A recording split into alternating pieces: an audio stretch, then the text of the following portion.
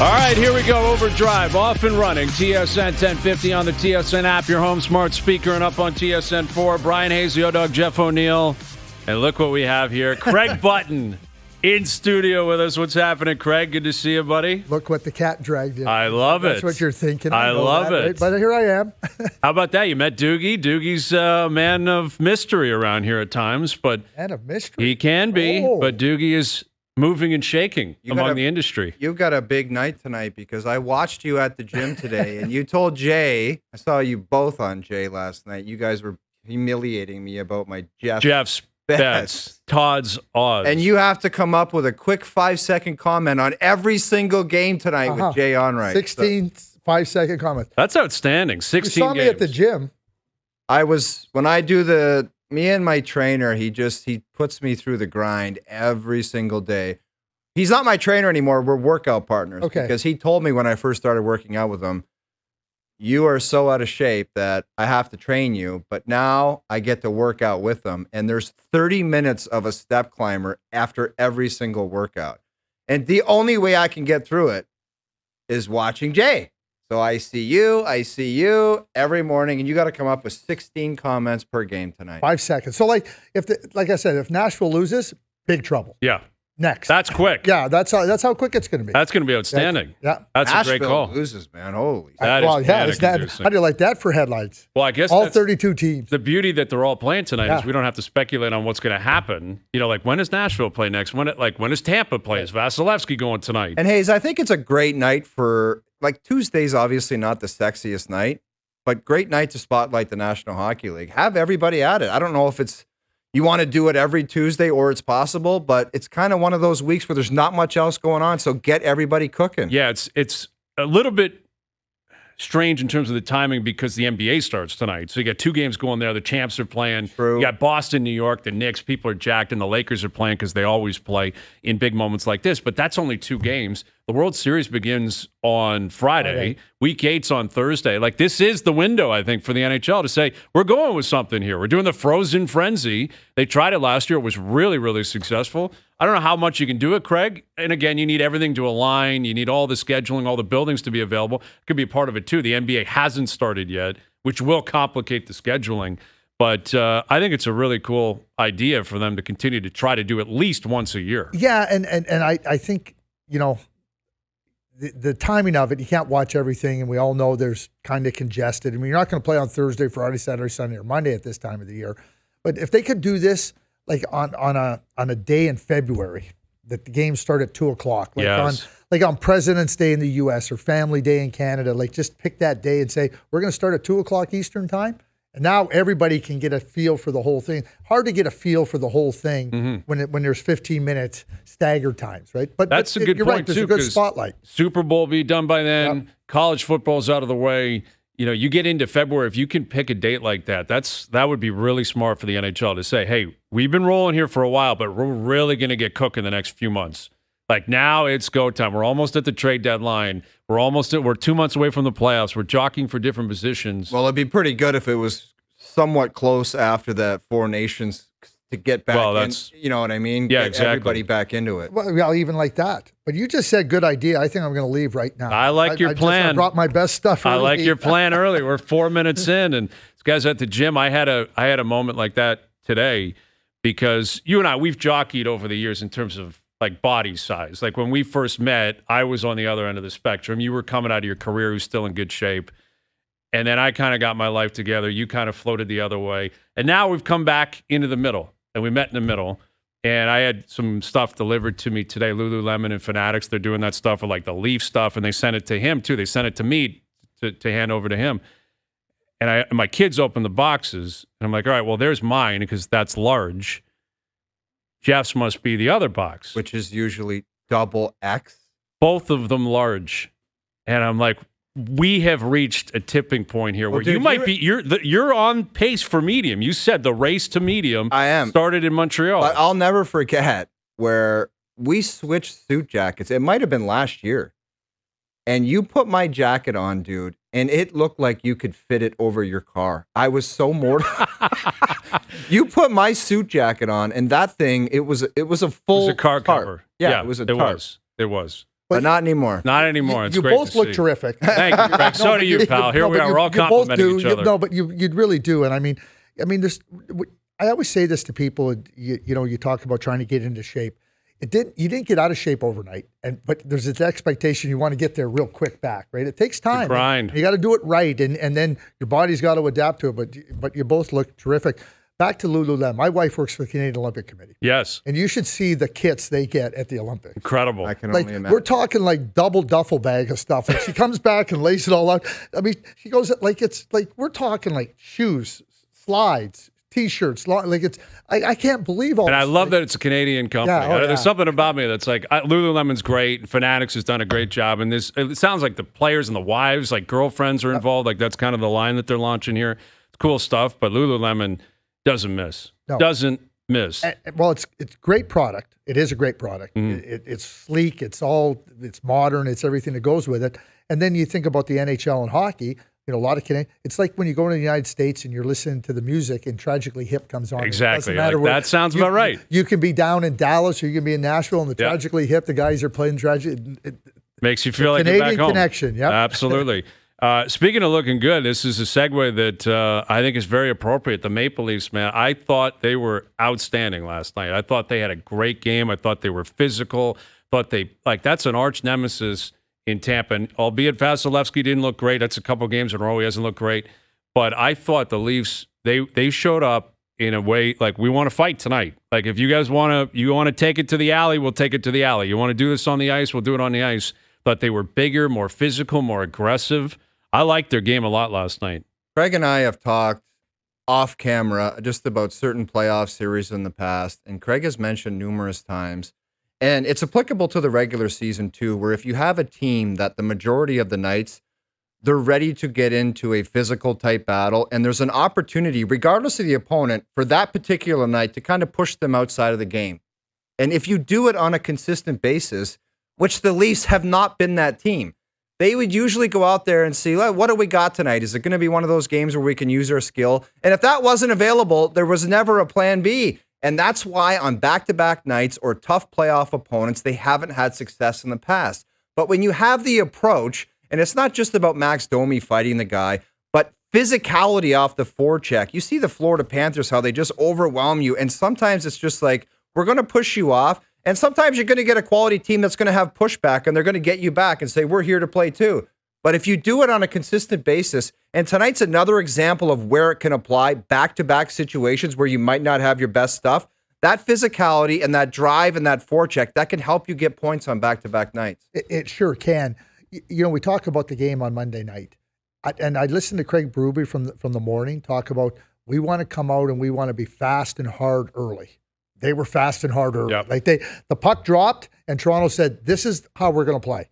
To your point, this is the pace we're going to play at. This is how hard we're going to play physically. Are you going to handle us? Mm-hmm. And even when Nick Paul scored that shorthanded goal to make it 1-1, Toronto went right back to what they did. And we can say he wasn't good. But Toronto, in terms of pressing it and really putting the Tampa Bay Lightning on notice, like when you do what Jeff said and you come out and dictate it, the other team now has a choice. Are we going to match it? That's right. Or are we going to just hope to get to the end of the game? And after that, exactly. after you establish that and you kind of almost crush your opponent, which basically happened last night, then all the fun stuff can happen. Because you just take over the game and you're like, you're not competing with us tonight and we've got you. That's when you saw the cycles and the third line doing all the fun stuff in the corners.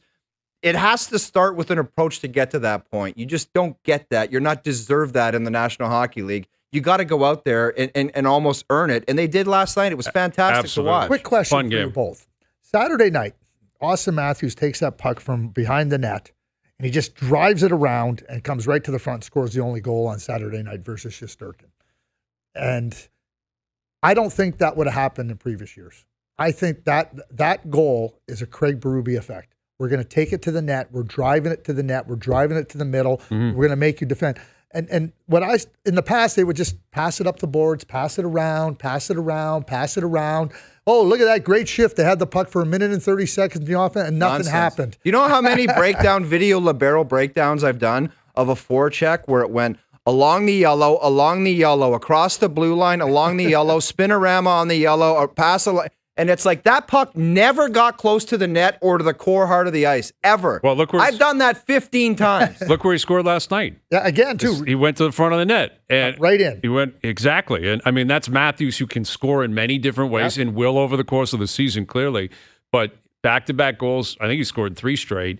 And to your point, wins the battle, says, I'm coming out, big boy hockey on Saturday night. And last night he goes to the dirty area and taps one in and effectively put the game away last night. But, when you have a coach, and this is not, there's a lot of different ways to win, but when the idea is all puck possession. So Auston is a great goal scorer. He's big and he's strong and he's powerful. So now we know he can score from 45 feet. We know he can score on the rush. We know he's got fantastic hands. But now you're going to try to stop this beast of a player from going to where he wants to go. Who's going to stop him? Right. When he gets into that mode, and that's Berube. We're driving there. Well, and I thought, again, what stood out last night was, a number of different things, and we'll try to touch on them all throughout the afternoon. But again, Matthews and Marner killing penalties last night. And that's another element that Matthews is bringing this year that he was just never asked to do in the past. And obviously, Keefe and company had a reason for that. And I can understand their reasoning for it. They wanted to save him 5-on-5. I think they felt like there was some sort of competitive advantage. If you get the kill and you get him out on the next shift, he can take advantage of maybe a third or fourth line or a broken down shift from the opponent. And I'm sure that benefited them at different times throughout the Keefe era. But Berube has clearly said, I'm not worried about the next shift. We got to kill the penalty first. And we believe you can benefit us in that area. It's also a huge difference, the whole vibe, the fact that he's out there killing. It's also a crazy thought, and it happens with some players that don't kill penalties. If you get into penalty trouble in the first period of a game and one of the best players in the world sits on the bench for 9 to 10 minutes, that's crazy. That's craziness, because he just sits there and rots. And I don't care how good you are, or how well you skate, or how well you shoot the puck. It's difficult to get back into the hockey game. Yeah, and you want to, especially early in the game, you want to be in a rhythm. I have one of the rules that I have, and they're not hard and fast rules, but I won't vote for a player for Selke Trophy unless they kill penalties. Mm-hmm. But there's exceptions to rules, and Auston Matthews was that exception last year. He was second on my voting list because I thought he was that great defensively. Now he's killing penalties. Right. It's tough to beat, man. And hey, Barkov won, of course. and he's a great two-way player. But Auston Matthews is right there in terms of two-way play. All day long. And now we can impact the game shorthand. You're out on the ice, and Matthews and Martin, you better be careful. Those guys are quick, they're fast, they can intercept passes, and they back off opponents. Oh. You're like, we better be careful here. And I've always said, if there's a penalty late in the game where a quality team is trying to get back out into the game and you've got the lead, I like the 2 best players from the opposition if they do kill penalties, because their mindset understands the plays that they want to make or they're going to look for. Backdoor plays, seam passes, they just can anticipate a little bit better than other guys that are depth players on the roster. I remember we had, just a quick story, Jerome McGinley wanted to kill penalties when I was in Calgary. He was pressing to kill penalties. No, he can't kill penalties, and it's just going, and I'm like, give him a chance. Jerome wants to take it. He goes to the Olympics in 2002 and he's killing penalties. So I say, what are you guys going to do now? Got a taste for it now. He's killing penalties on Team Canada. They just won the goal. Okay, and so there's this reluctant. I'll never forget it. We're playing St. Louis. So they reluctantly put him out there to kill penalties, right? And then I forget how the play unfolded, but he ends up on his first shift killing a penalty, scoring a breakaway goal, intercepted a pass, just like you said, chips it out, goes and scores. Do you know what the coaches said after? It was Greg Gilbert. He says after the game, I still don't think he killed penalties. Can't do it, man. Okay. And I understood what Greg was doing. Greg wanted other players to feel a part of the group, and I understand there's a balance there. But when your best players are so good and they want to do it, just... That just feels like it permeates the group so much because, and I do think that was an element of the previous coaching staff here, and I think David Kampf is probably the number one player you would point to, where Kampf would come over the board first all the time on the kill, and it was like, all right, we're paying this guy, he's not gonna put up a ton of offense. We need something out of him that isn't just 5-on-5 defensive awareness or whatever. We need him to kill penalties. Fine, but clearly Berube is like, I don't care. Good for him. He can go out second if we need him. Yeah. But the big boy's going out first because he is more important and he's going to have a bigger impact on what we're doing. And that feels really evident early in the season is that Berube has, coaches would come in, GMs would come in and they'd say, we're not going to buy into this or that, or we're going to do it our own way. And in many ways they would.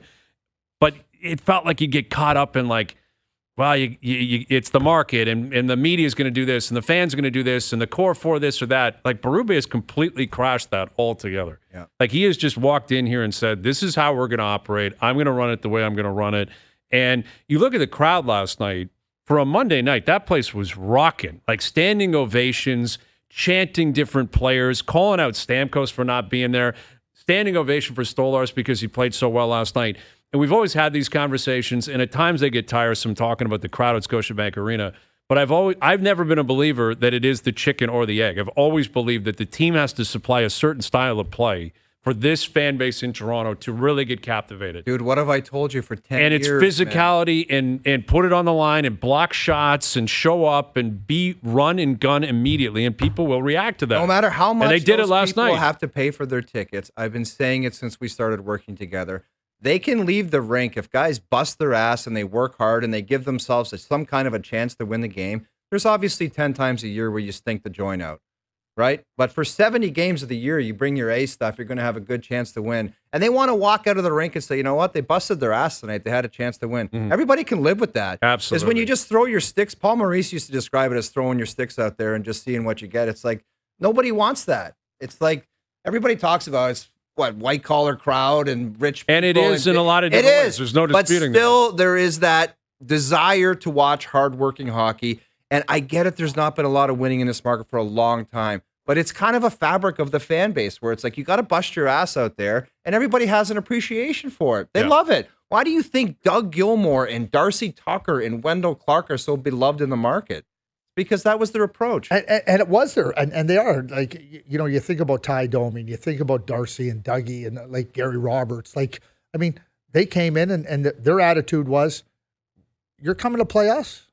Okay, let's see what you got. Yeah, exactly. We're coming right after you. We got something waiting for you. Teams would goof on them. They would be like, Toronto's the road game is the easiest. A couple of years ago, they leaked out, guys were saying it's the easiest road game in the league because they're not going to get hit. Because that's how they were built. Yeah. Like, quite frankly, a couple of years ago, that was the way the team was built. And how they were asked to play. Yes. Don't play. Players do what the coaches ask them to do. We can never forget that. Players don't just go, I'm going to do whatever I want. You know, they're following the plan. It was a team philosophy. But let's go back 62, 63, 65, 64, and 67. Do you know why those teams won? Because they could play it in a lot of different ways. They had skill. They had Davey Keon, and they had Tim Horton and those guys. But they were a hard-working, hard team. And they changed the way that some teams built their teams because they said they were older, they were bigger, they were stronger, they were harder. And that was no accident that they won. They were beating those Canadiens teams and some good Chicago Blackhawks teams. It hasn't changed. The principles of the game, the fundamentals of the game, the core principles, they're never going to change. It's been the same sport for a long time. You can't run out of bounds. And the one word I would use, I talked about like the physicality and being able to push your opponent out. I don't know if they're ever going to do that, but just the one word, if I could use to describe it, would be determination. Mm-hmm. There's just that determination where it's like, I want to go to that corner and get the puck first. Bobby McMahon, I want to take this hit to make that play. Those kinds of things just didn't happen in the past. It literally didn't happen. No, it didn't. And I think what also helps, because there's a lot of conversation leading into the season about the change without changing any of the core, right? So the 5 players who have been here forever are still here, and they're going to be here, and at least a few of them will remain here for a long time, and that's Auston and Willie and Morgan. We'll see what happens with Marner and Tavares. But the team was trying to promote, change, and these guys are going to have an impact, and it will look and feel a little bit different. And to their credit, early on, and again, it's very early in the season, but Craig Berube has had a very positive impact, and I'm speaking as a fan watching. Like, the fan base is looking at the way Craig Berube is approaching this and has this team playing. Oliver Ekman-Larsson, people love this guy already. Like, he's physical, he's offensive. Chris Tanev is blocking shots with his elbow, his teeth, his feet, his knee.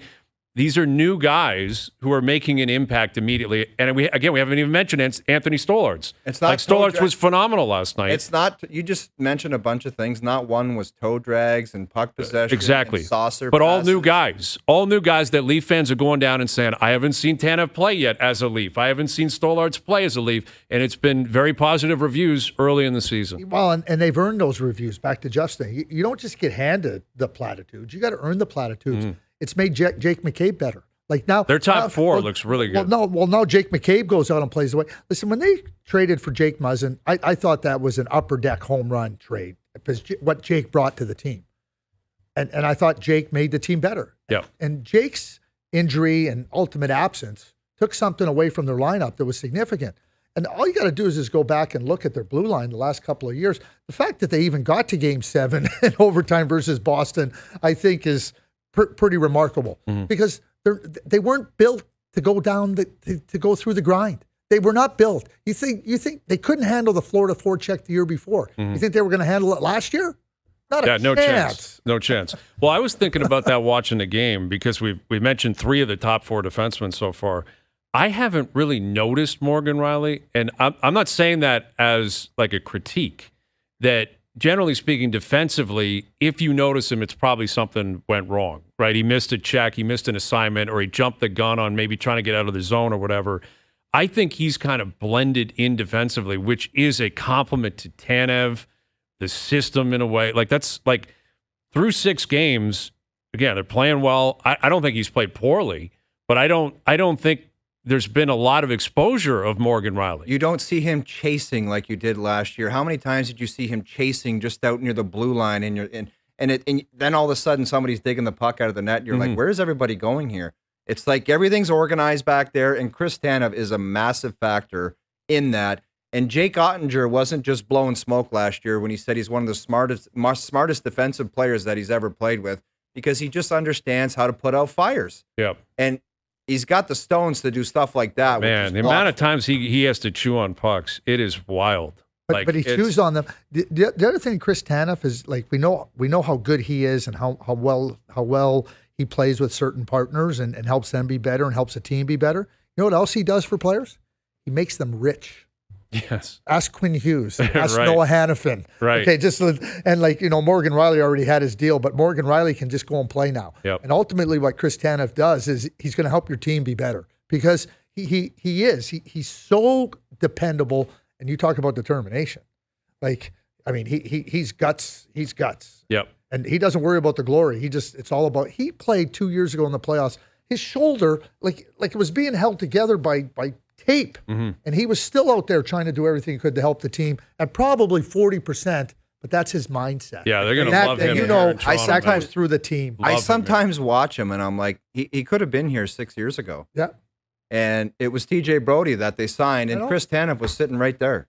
And I don't know who, it was Vancouver maybe that signed. I don't know who signed him, but Calgary did. Brad Treliving signed. That's right. And so Brad says, well, Brad knows. I'll find him. I believe that those 2 guys were UFAs at the same time. They were. Yeah. You're exactly right. And one other thing I wanted to say, and I think it deserves, and we haven't heard a lot about him, and he's a really, really good compliment to Greg Berube, and that's Lane Lambert.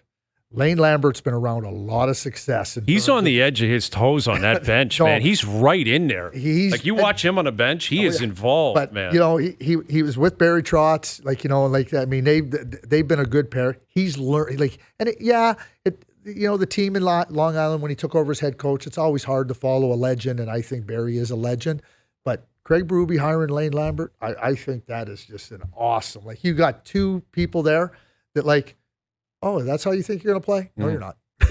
Yeah, he's. This is how we're playing, and this is encouraging and understanding and teaching. But that's a great addition too. We talk about the free agent signings. Yep. Lane Lambert's a great. Yeah, it's interesting you say that because after the Matthews goal last night on the power play, he was talking to Matthews and Marner and showing them something, and I found that intriguing. After a successful shift, after a goal, he was still, I guess, teaching or whatever he was doing in that moment, but.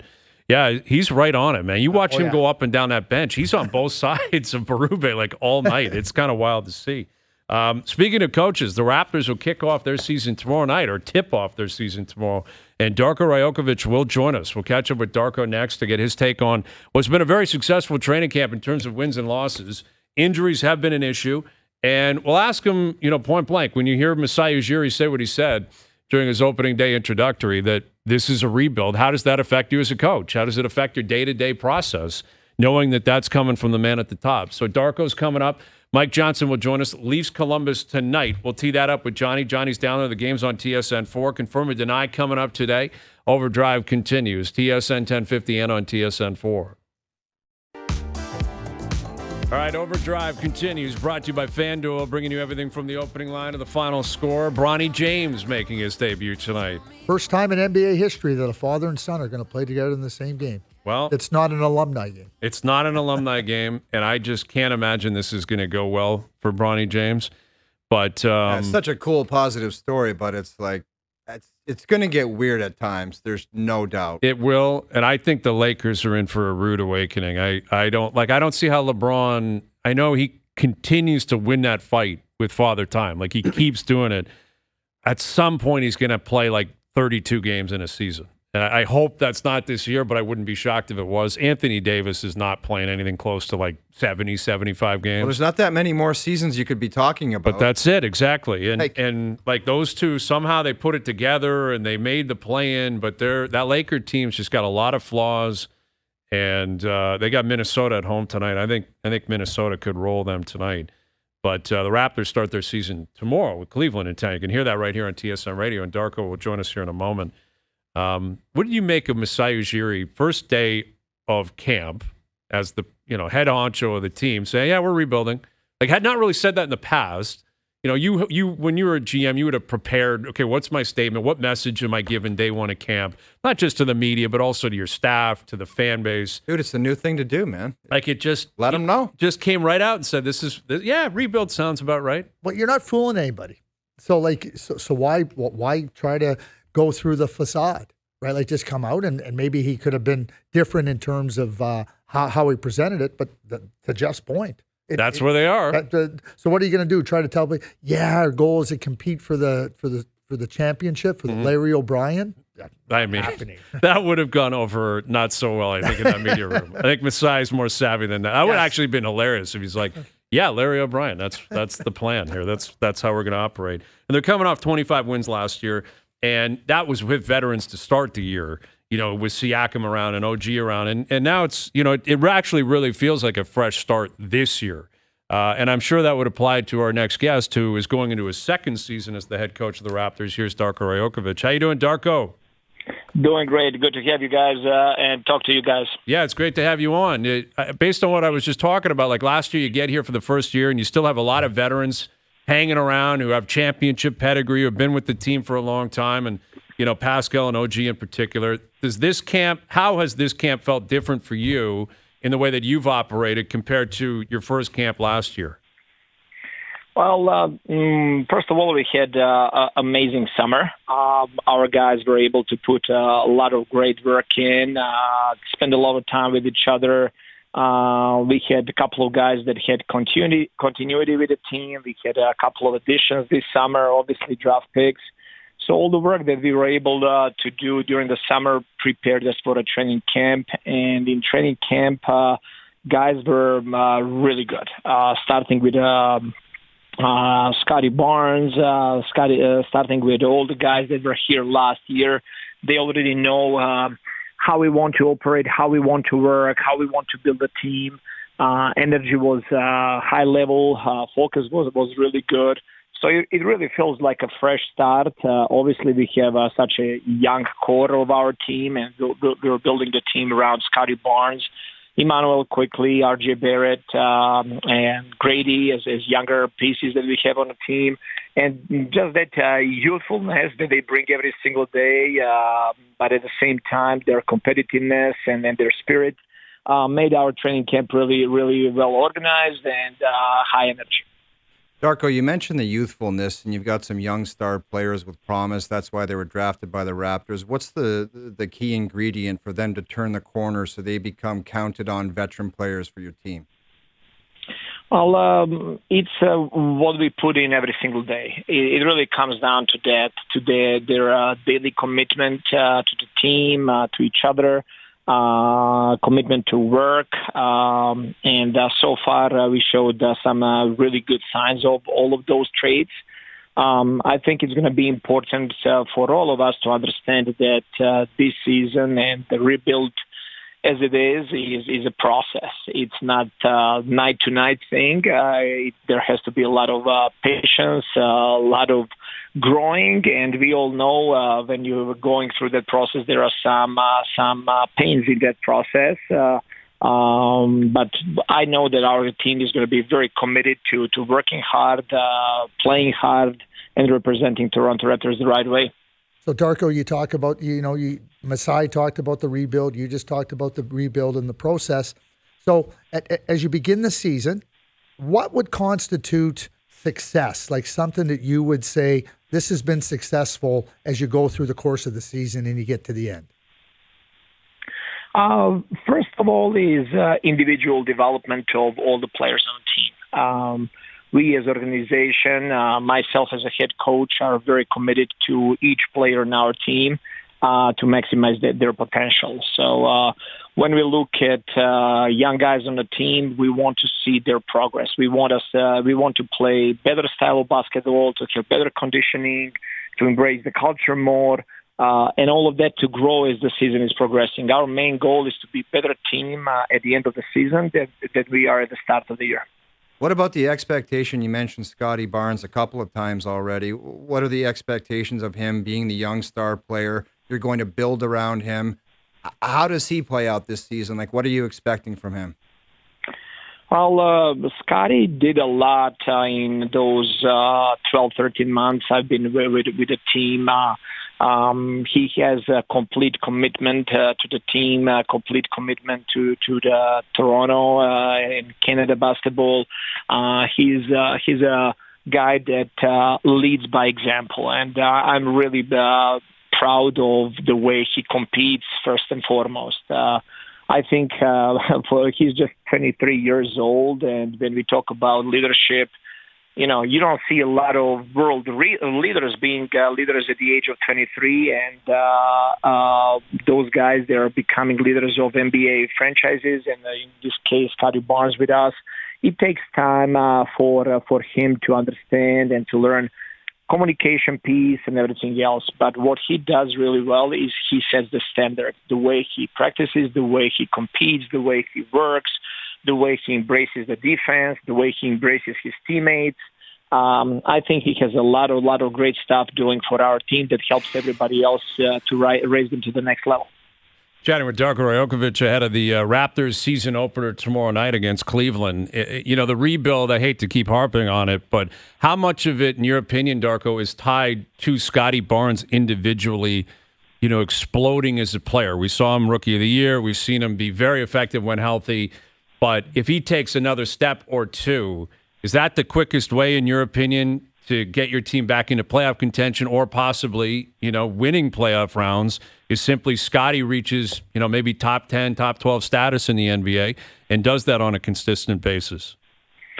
I think it's connected to development of Scottie Barnes, but it's also connected to development of our whole roster. Just like I mentioned before, this is a team sport. It's 5 players versus 5 players.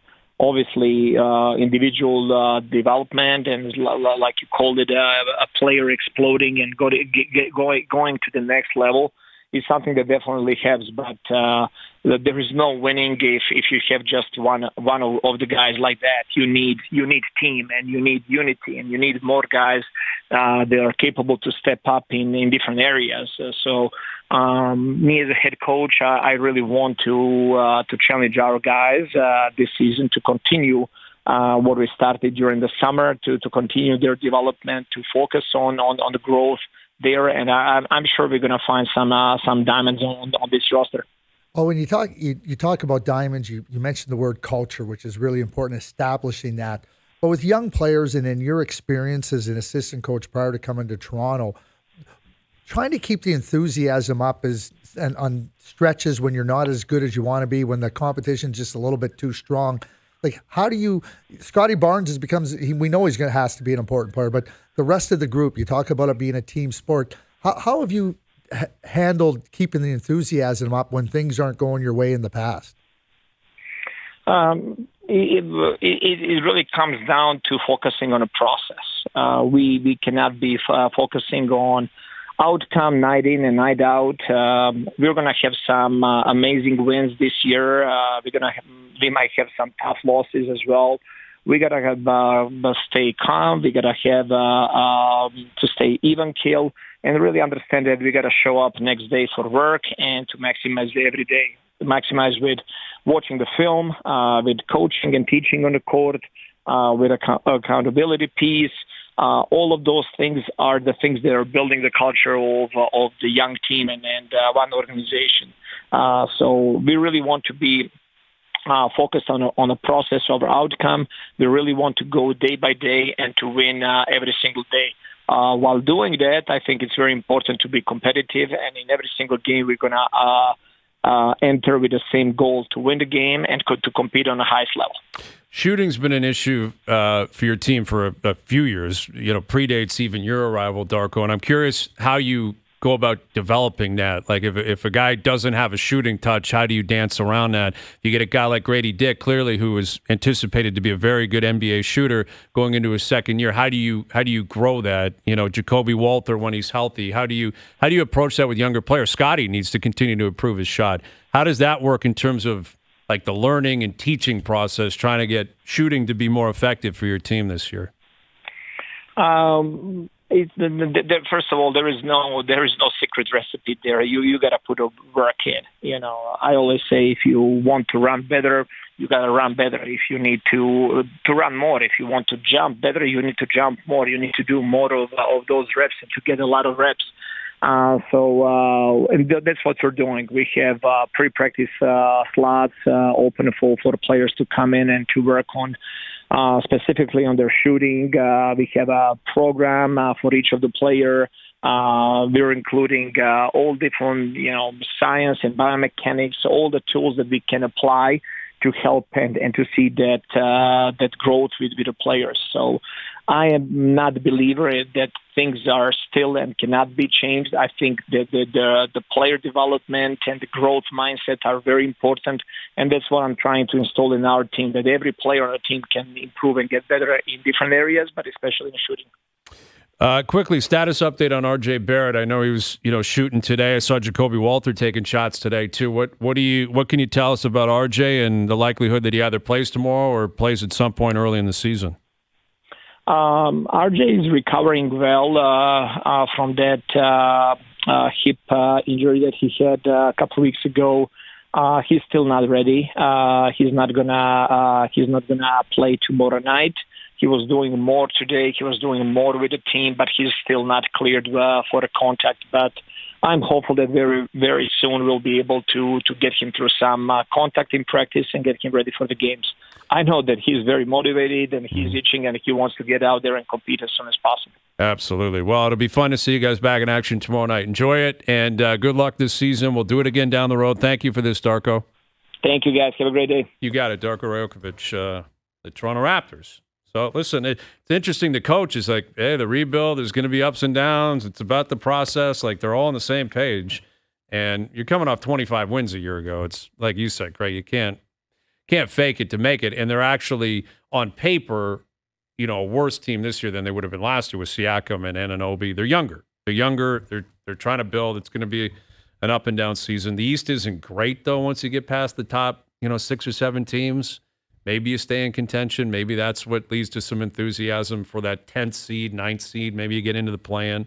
Grady Dick has that's kind of what you're hoping for. Preseason games where you're like, maybe this could be something different or a little bit better than it was last year. That's what you need. Exactly. You need a guy like that to kind of pop in year 2. You need, Jacoby Walter, who they took in the first round this year. He's missed all of camp, which really stings. Like, he's had the shoulder injury. If you miss your first full camp, you're probably chasing it all year. But he's a guy that obviously they invested in, and they're hoping that he can grow and show something at some point this year. I think one of the biggest things for any organization, specifically here with the Raptors, don't kid yourself. Because if you think that the players don't know where you stand in terms of where your competitive level is, so for Darko and for Masai to be able to say, hey, listen, it's about a rebuild process. We're going to have tough nights. We're going to have some wins that are going to be really neat. Can't let the players have that built in as an excuse either, Craig. No, that's a bad problem. But he did talk about competitiveness and playing hard and playing like with an intensity. But at the same time, to come out and say, yeah, well, we want to contend for a playoff spot, like that's just not realistic. Yeah. So understanding where you're at, and you're right, and Jeff, as you build it, right, like you got to start building that accountability that, losing isn't just something we're going to do. If we're going through the right process, then it's up to management now to go and get better players. If the process isn't there, then you're going to have to reevaluate your process. Well, that's right. And they'll figure that out by the end of the year. Yeah. I mean, I think they'll have that answer by the end of the year. See, LeBron just tweeted out a new, looks like a Nike commercial featuring him and Bronny James. So Nike's getting in on the whole LeBron and Bronny thing. Well, Like I think they're getting in on the LeBron thing. I think they're getting in on the LeBron thing. Dude, it's and going to be Bronny's awkward, gonna get man, 10%. because guys on the team, just like you mentioned, the players know. So if it's like all of a sudden this guy pops up in a game where he has no business or he's not, like, it's just a weird vibe. Even like on the planes and stuff, like, is he sitting beside LeBron or is he with the rookies at the front? Like, how does that work? No kidding. Like, because LeBron obviously will make that call. Like, if LeBron goes, you're sitting with me, he's sitting with him. Like, no one's going to say, hey, LeBron, I don't think that's right. You should probably. But part of maturity, you're in the big leagues now. You know what Bronny should be saying? I don't care if you want me to sit next to you, I'm sitting Dad. up here. I'm sitting here with the young guys. Exactly. Like That's what should that's where happen. you'll measure Bronny's maturity and ready to play. Because this ain't kid basketball anymore. Right. This is the real thing. And I'd like to believe, I think LeBron's got a decent read on that. I Like, I do think too. LeBron would be like, man, I was 18 at one point, or not, you got to go up there. Yeah. You got to stick around. You got to do your own thing. I don't you got to think go in. LeBron was ever up there. Well, LeBron might not have been. He might not have been. He may have been treated a little bit differently. That's straight to the back. Probably straight to the back. Deservedly so, though. Yes, name on the plane, day one. He took his talents to the back of the bird He right did. from the word go. He immediately took his talents to the back of the plane. Mike Johnson on Leafs Columbus tonight. 16 games in the NHL. We'll get to that more. Confirm or deny still to come. Overdrive continues. TSN 1050 and on the TSN app. All right, Mike Johnson coming up in about 15 minutes. Leafs Columbus tonight. And it's a back-to-back, but the Leafs have had a pretty soft schedule in terms of the amount of games they've played, and they've been at home outside of those first two games, Montreal and Jersey. They've been at home for a week and a half. So I expect them to be jumping tonight, and I haven't seen definitively that Joseph Woll is playing, but I think that's the anticipation that he'll play tonight, and that will certainly be a story. Like, what's he got? What's he going to look like? And, you know, the Leafs of the past would show up tonight and lose 6-5 and blow a lead in the third. I'm curious what they bring tonight. I think this game actually is going to say a lot, maybe more than what last night said. That's what I talked about off the hop. That approach that they have, or they have had the first bunch of games here, it helps in a back-to-back situations because it's not 4-0 after the first period, where the other team is home, rested, waiting for you, and you just go out there and try to skill it on a back-to-back. It just doesn't work. So they have a better chance. They have a better chance in back-to-back nights. They have a better chance against quality teams in their own barn, and they have a better chance come playoff time. And that's what it's all about. It's all building towards that. And if we just use recent history, so they lose on Wednesday night on the season opener to Montreal. They went right into New Jersey on the back-to-back and played really well against New Jersey, against a good New Jersey team. That's right. That had been off for a long period Their of home time opener. after their Europe trip, right? So if we just look at how they went in and played that game, it's one game, but it's an indicator of, like, Craig, we don't care about last night, and this is what we got to do tonight. Yeah, And that's the thing. Don't rest on your laurels, because what happened yesterday, great, we move on. Now tonight, and that's a beat up, injured Columbus Blue Jackets team. They're missing right. a lot of players. And they That's broke right. down the Tampa Bay Lightning last night. They have the opportunity, but you have to start. It's like every time I played the Atlanta Thrashers, it's like you got to be good the first 20 minutes, and they'll hang with you for 10 or 15, and then there'll be a colossal breakdown where it just all goes out the window, because that's what not very good teams do. Right. They just have breakdowns, and then you take over the game. But you have to start with that mentality, and then you break them down, and then it's party time. Then you'll have the cycle shifts, the ozone time, the power plays, and you can go nuts. But it can't start like that. Yeah, I'm curious to see what Woll has in store tonight if he plays, because Stolarz has been so good. Like, he's got a .937 save percentage. He hasn't given up more than 2 goals in a game, and he looks big. He's got confidence. He's got the crowd behind him. Like, there's a lot of pressure here for Woll to show up and show his teammates, like, I'm healthy and I'm ready to play here. So we talk about Joseph. What Anthony has come in and done is he said, it's my net. Absolutely. And I love that mentality. I do too. And that is his mentality. Think about him. I mean, he was a second-round draft pick. He had a lot of promise, bounces around a little bit, but he ends up in Florida, and he watches Bobrovsky play. watches him prepare, watches him go through. And he watched Bobrovsky go through some stumbling times too, which helps a goal. You learn by doing, you learn by watching. Stolarz is ready now, in my view. He's in there, he's confident. You say he's big, he is big. He's athletic, he moves around the net, he's competitive. And to me, I think for Joseph has always had ability. He's shown capability. Now he's just got to get in there and be available to the team. Yeah. If anything, I think Stolarz has alleviated some of the pressure on Joseph Woll to have to be the number one guy. Just go in and help us win tonight. Yeah, that's valid. If they were in trouble, like, Dude, 1 and 5 can you imagine or a something. situation where it's like, this guy better come back and be our number one? That is not the case That's right now. a very good He point. has to battle his ass off to get more playing time after this. Yep. I wouldn't even have played him tonight. I would have had Hill to be in net tonight. But he's got the net, and he's got to make the most of it. Yep. Yeah. Okay, more on that in the next hour. Mike Johnson will join us, confirm or deny, still to come as well. Craig Button's in here with us. Overdrive continues. TSN 1050 and on TSN 4.